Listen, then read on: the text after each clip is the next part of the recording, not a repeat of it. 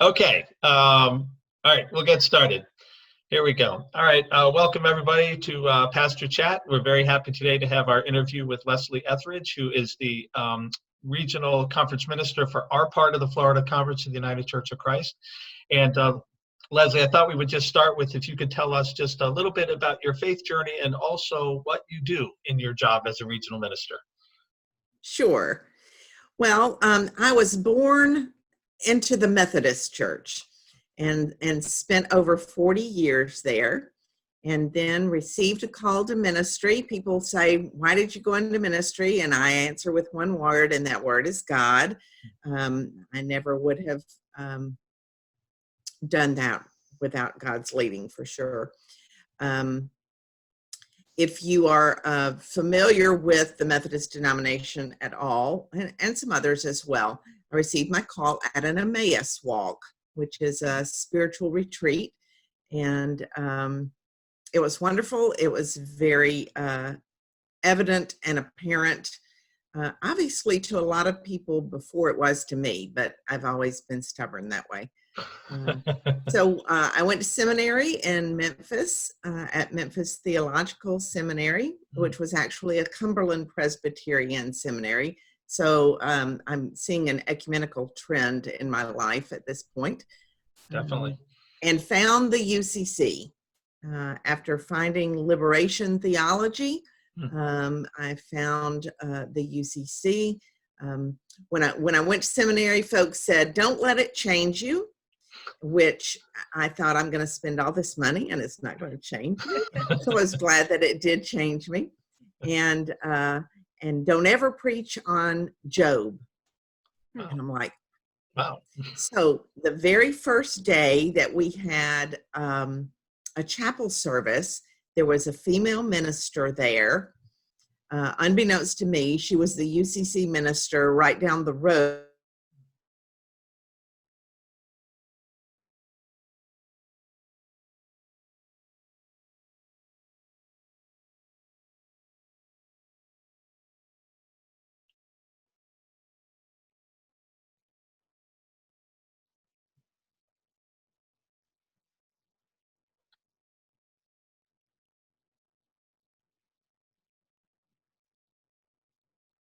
Those here now. After seminary, I spent 2 years doing chaplaincy, mostly children's chaplaincy, which was my love. And I think that comes from my elementary teacher background.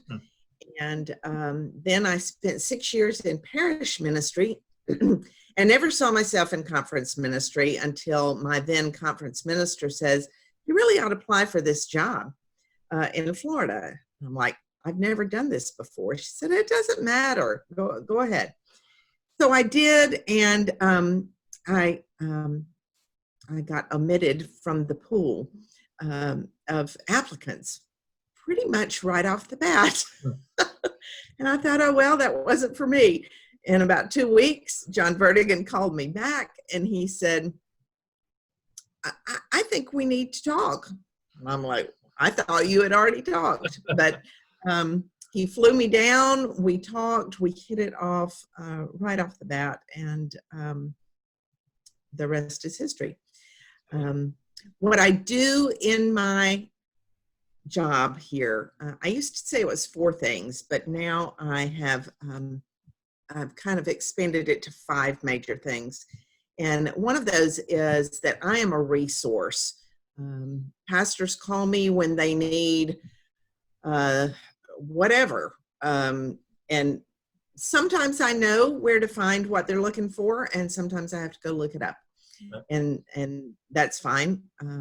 But having a lot of national contacts, I can usually find a resource. I know who to ask. I do committee on ministry work. I do search and call work with churches that are in transition from pastor to pastor. I do a lot of conflict resolution because, believe it or not, churches do have conflict sometimes. But my favorite part of the job is the relational part, and being a pastor to pastors and being in relationship with 45 churches on the Gulf Coast of Florida, which, I mean, there could certainly be worse places to do ministry, right? So Right. But that's a, I so love my, it's 45 churches that are those in your realm that you work with in the region? yes, from Pensacola to Marco Island. Wow. Yeah, that's a lot. Big, small, and everything in between. Yes.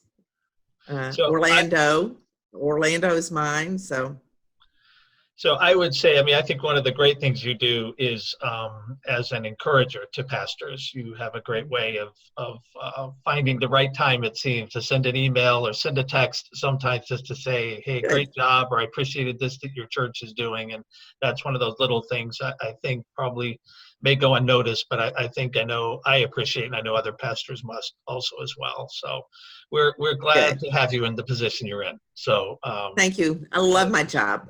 Yeah. Love my job. So now we'll move to COVID-19, to talking a little bit about that.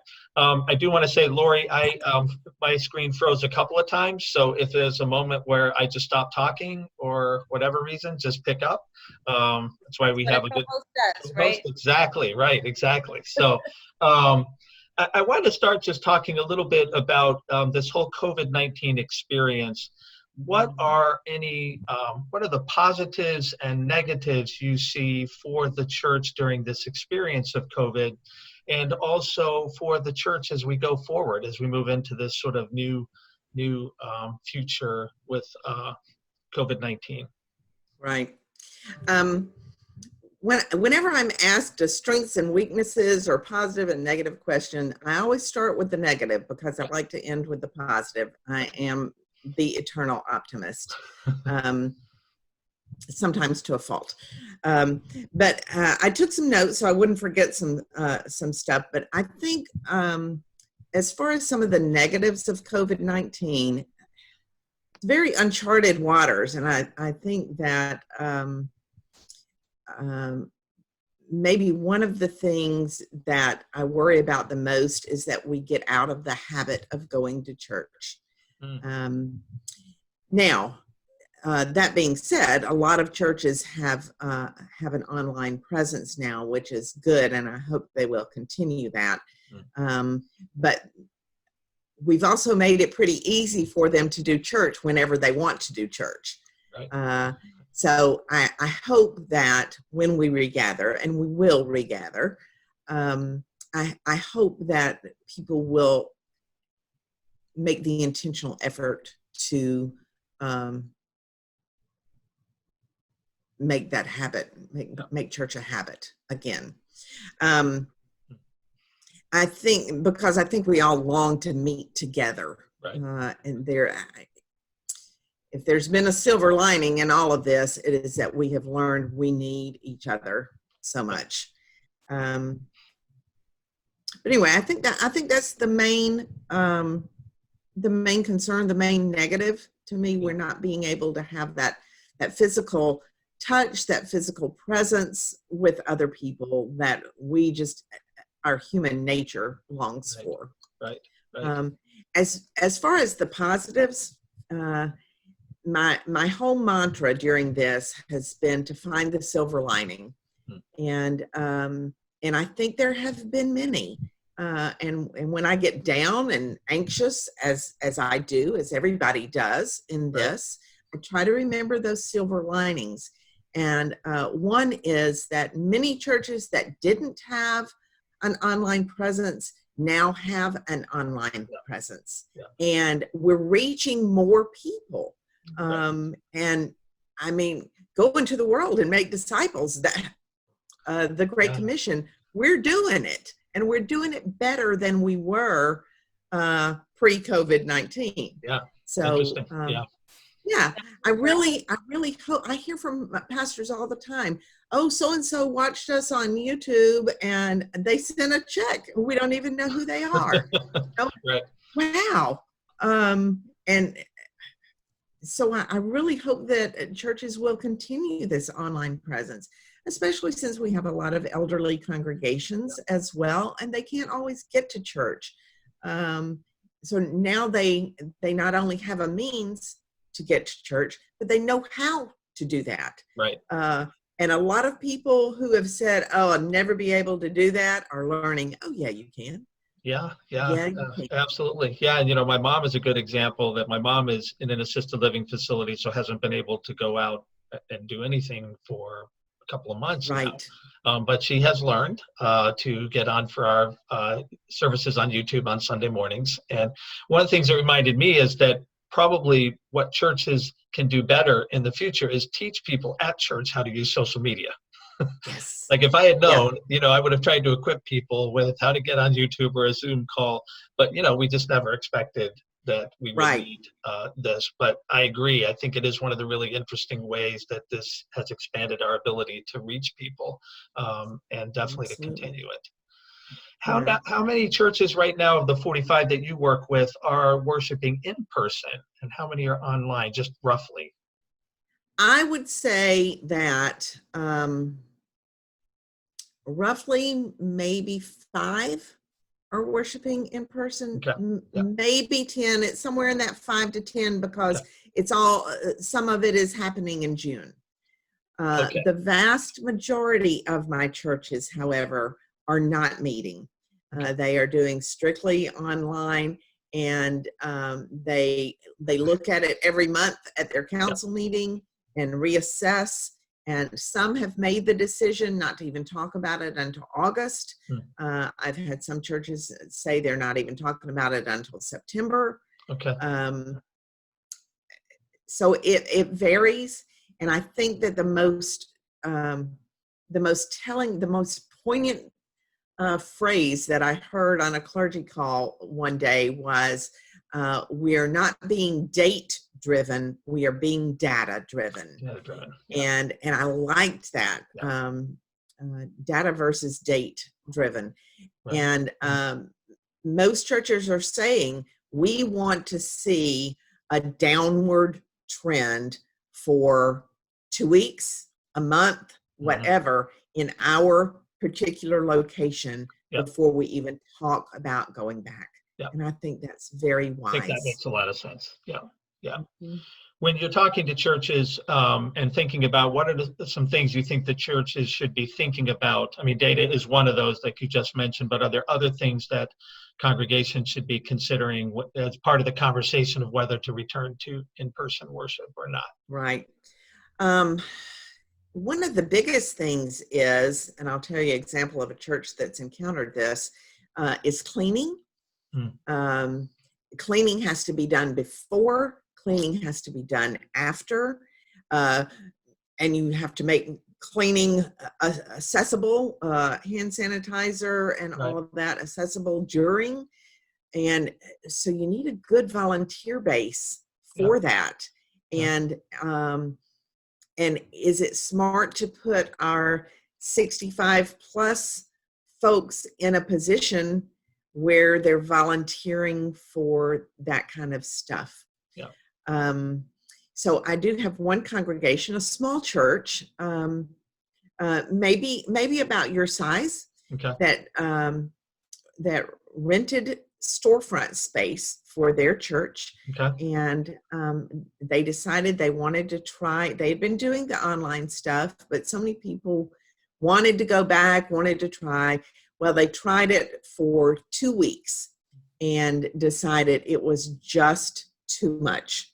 The cleaning and the restrictions to meet CDC guidelines, which Right. everybody is strongly urging, was just too much for their small congregation. The space was too small. People didn't like having to wear masks. People didn't like having no singing. Singing is horrible for spreading this. Right. And unless you have like an N95 mask or better, we don't know that those are completely, efficient. Right. So they decided to go back to meeting online. And in fact, they even gave up their storefront space because they weren't using it Yep. for a few months and were paying for it. And it was kind of a temporary thing. So Right. they've given up their storefront space, gone Right. to virtual only until they meet again. Yep. And they're looking at end of summer, into Yep. September, Yep. to the fall. Yep. Okay. Yeah, that's So, interesting. Really some big things that you have to look at. And, there is no food, there's no singing, there's all this cleaning. And so you get dressed nice to come to church. Right. You can't touch anybody. You can't do fellowship hour. You can't make coffee. You can't sing. And you're in a small space that you don't know if it's safe or not. And yeah. Why would you do that? Well, it's interesting because, like, on conversations on Twitter with pastors just around the country, different denominations, Sure. many people say that actually it feels more restrictive to go back to worship under those circumstances than to continue to worship at home. Exactly. So I think probably part of it is that helping people understand that worship is going to look really different. Because I think we still instinctively just think, and I do that too. I think, oh, we'll be back in worship. And then I think, well, wait a second, but it's not going to look anything like Right. or sound anything like with no singing that we're used to before. So I think those are Right. good things to be thinking about. Yeah.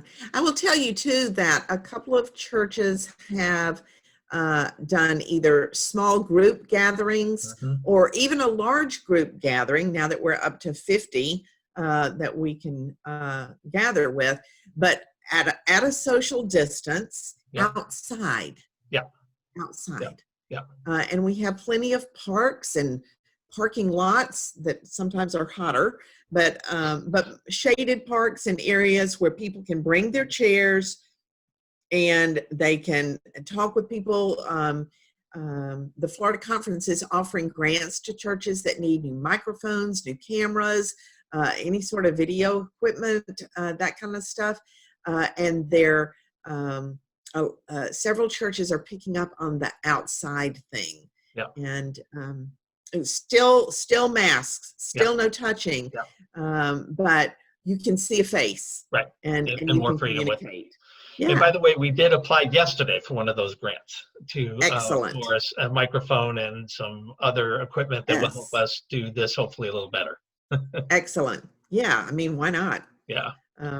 So, Lori, do you have any? Especially since I hope you'll continue. Yes. No, we definitely will. Yes. Yes. This will be a permanent feature from now on.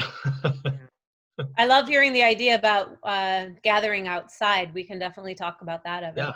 Yeah. You've worshiped with us before, Leslie. So are there any other things that you can think of that relate to us, Congregational UCC specifically, about what we can do?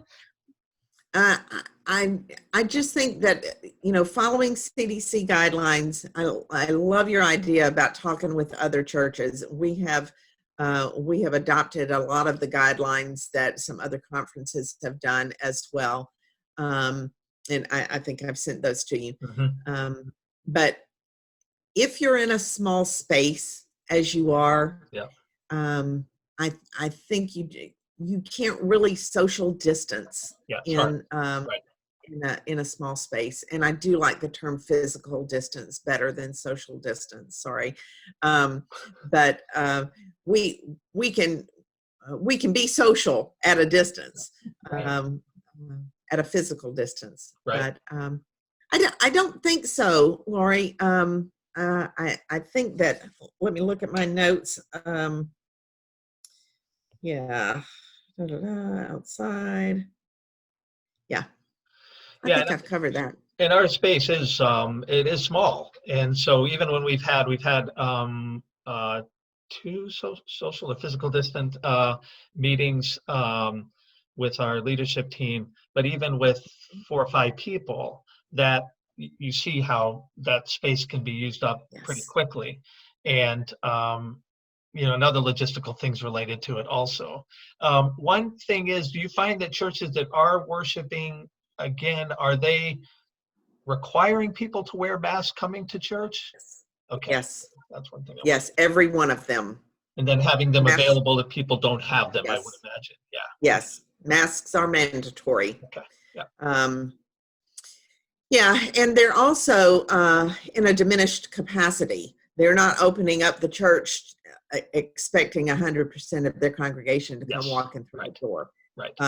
They have, said, if you're not comfortable, please don't come. If you don't feel good, please don't come. Right. And also, depending on their space, some churches are just being able to let 25 members in. Yeah. Some churches are just being able to let 50 members in. Mm-hmm. And the ways of doing that have been very interesting. Sometimes they're doing it by the alphabet. Sometimes they're doing it by whoever shows up first. Sometimes they're doing it by you make a reservation. Yeah, I just I was thinking about reservation because it could be really sad to get excited to go to church for the first time in 3 months and then be told you have to go home because you weren't there in time. Oh, that's not what we're in the business of doing at all, is it? Turning away people at the door. Right. So yeah, making an appointment or letters of the alphabet. I know, Evan, you've at least touched on the idea of when we do get back together, having more than one service, just because you couldn't accommodate everybody in the space. Yeah. Right. So Yes. Some people are looking at that as well. Yeah. Maybe a Sunday service and a midweek service, Right. or whatever would be easiest on the pastor. Right. Yeah. Keep that in mind. Yep. Don't work yourself to death. Yep. Right. Yeah. No, definitely. Right. So we've talked a lot about logistics, but what about spiritual lessons that you've learned during this time? I know for me, having a little more time for quiet and alone time and reflection has been a positive, but what kinds of spiritual lessons have you found during this time? Right.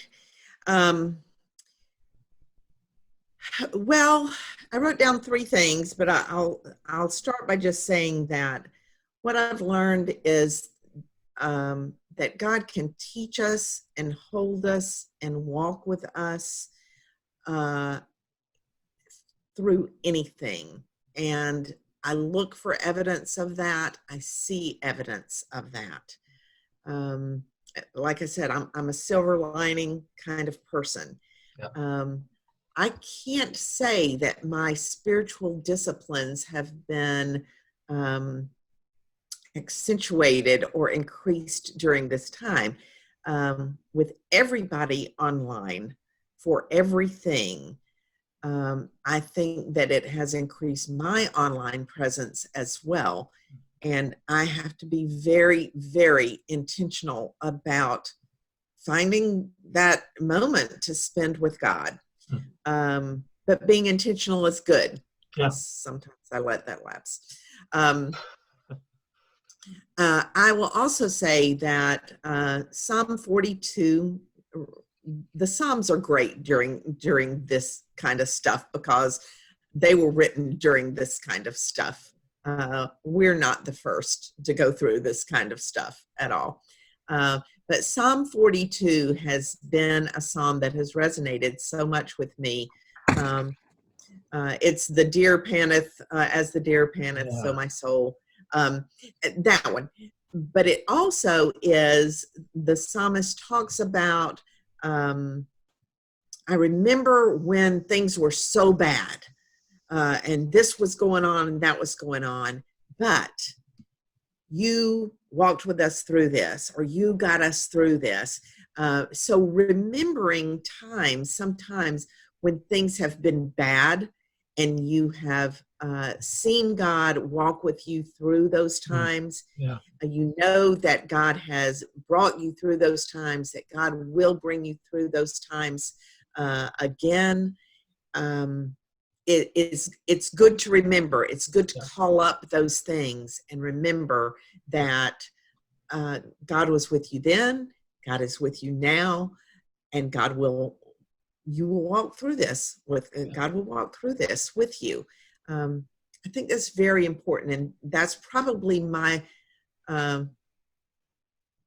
most often called up spiritual discipline, is to remember Psalm 42. Yeah, I love that. Yeah, that's great.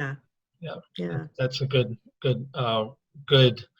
psalm for people to be thinking about, and we'll make sure to share that when we share this link also, when we share. Sure. Yeah, for sure.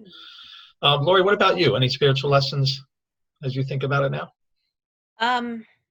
Just a reminder that we need quiet time and we need time to spend with God in prayer or reading, that I personally am better when I'm not overextended and too busy. I tend to be someone who is too busy. So to have some time where I can not be as frenetic in my pace in life is really, really helpful. Absolutely. Yeah, and Lori, with her job at Venice Theater, is thinking through a lot of similar issues with how to have a crowd of people return into a space. So it's been interesting for us Sure. to talk about those from the two perspectives. Well, Sure. we can't thank you enough for joining us. This has really been helpful. Oh, good. For me, one of the lessons I hope that people learn from this experience is the importance of being connected as churches. Being part of a denomination really helps in these circumstances. I've had Yes, conversations for sure. with other pastors from early on in the area, UCC pastors, and sense about what's going on, because it's such uncharted territory, and when to do this and when to do that. And then, of course, the conference has given great resources, and the National Church has done some wonderful videos and made some really helpful statements that I could share with the congregation. So I think this is one of those times where it's a reminder that being part of a denomination, a community of churches with shared values, really makes a big difference. And I love that you said data-driven, not date-driven. And I think that's Correct. I think that's a great summary too of sort of how the United Church of Christ looks at this, where we value what science says and we value what community health officials say, and we blend that together with what we believe, with all the factors of wanting to be together in worship, but how to do all of that in a safe way. And so we really thank you for your leadership and your help and the conference and everything that you all are doing. And we'll definitely have you back on Pastor Chat in the future. There he is. I don't know, did you hear me or no? Yeah, God be with us till we meet again. I will sing that in our online service soon. I hadn't thought about singing that song, but that's Yeah. That would be been great. running through my head ever since you mentioned till we meet again. Yeah. All right. Yep. Well, before I disappear again from you all, at least, I will say farewell. Again, Leslie, thank you so much. Have a good rest of the week, and we will be in touch with you again. Okay. Thank you. So good to spend time with you too. Yeah, Thank nice you. to All see right. you. Bye. Take good care. Bye-bye. Bye-bye.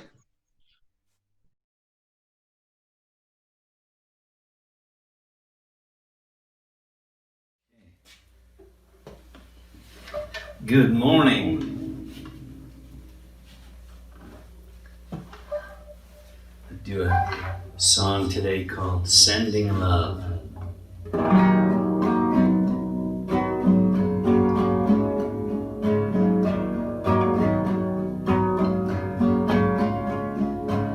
We're all rich, proportionate to what we can leave alone. What we send into another's life may return into our own. I'm sending love. I'm sending love.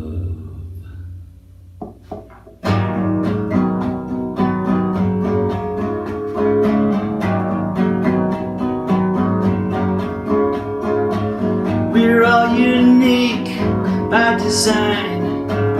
We make hate benign. Why wait? Let's tempt fate. Let's start running like we're running late, and sending love, and sending love, love.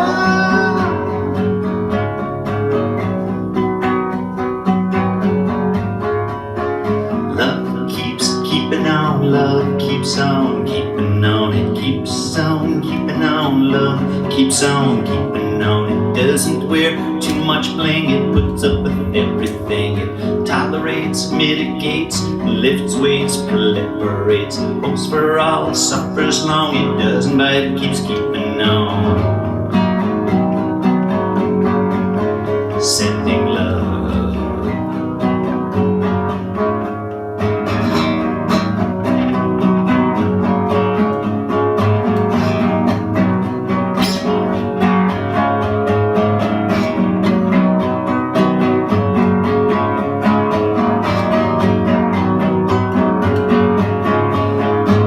Let's be just and be kind as we seek. We find as we give, we receive, and we just got to believe in sending love, in sending love, love, love. Love keeps keeping on, it keeps on keeping on, keeps on keeping on. Love keeps keeping on, doesn't wear too much bling, it puts up with everything. It tolerates, mitigates, lifts weights, proliferates, hopes for all, suffers long, it doesn't bite, it keeps keeping on. Sending love, love keeps on keeping on.